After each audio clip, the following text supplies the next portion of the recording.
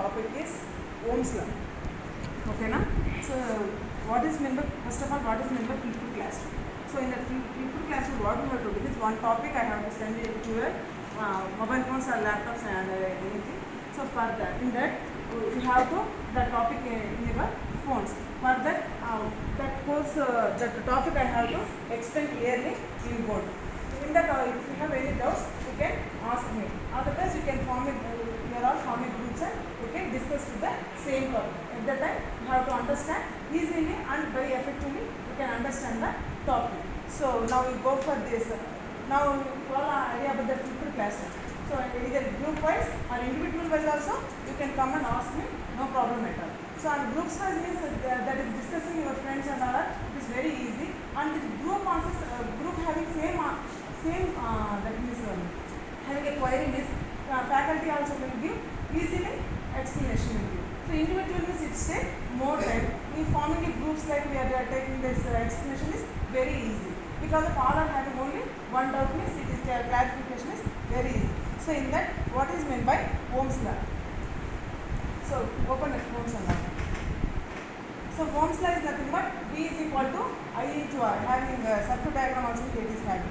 So in that what we are giving for giving input, how much for giving voltage we are giving, for that current how much we have to here find out. V is equal to I into R, proportional to V is proportional to I, we know all about it. Then that the proportional constant is what is R. R is nothing but resistance. Resistance is nothing but it is opposition of current. Flow of electrons it is opposition. How this restricts the current. So V is equal to I into R.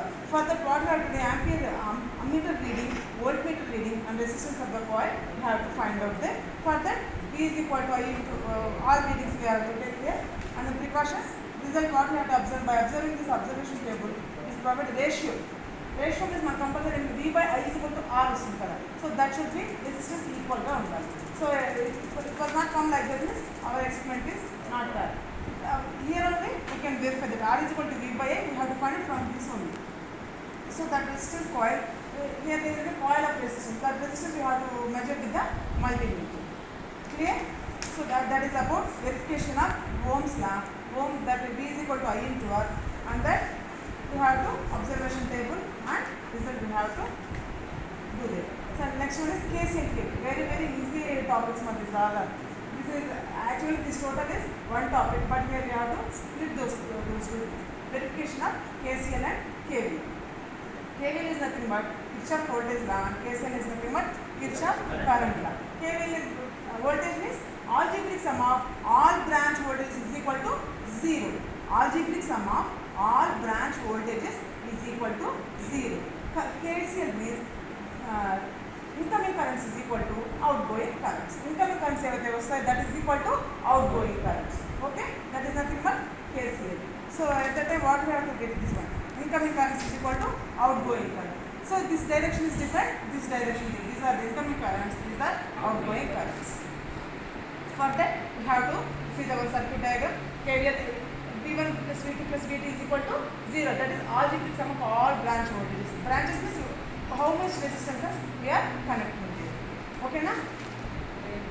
So that is about KCL and KVL. These two experiments are today we are discussing in this class. Okay? Likewise, finish it, sir.